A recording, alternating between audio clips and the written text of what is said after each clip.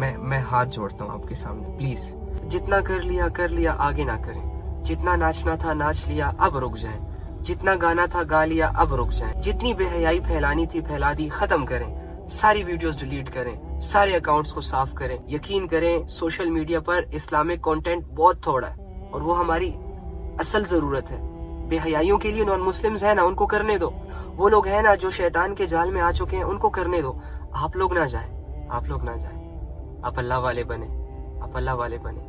آپ اللہ کے رنگ میں اپنے آپ کو رونگ دیں، کیونکہ اللہ کے سنگ جو زندگی گزرتی ہے وہی بہترین زندگی ہوتی ہے۔ پلیز پلیز مان لو،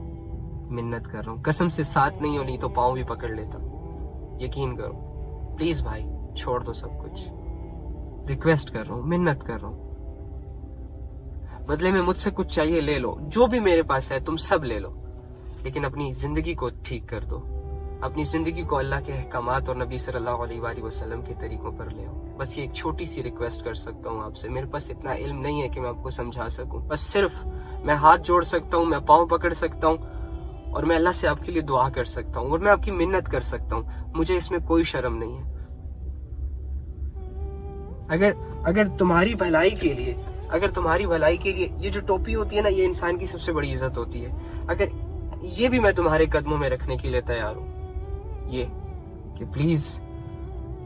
اللہ سے دور نہ جاؤ، پلیز اللہ کے بغیر اپنی زندگی مت گزارو،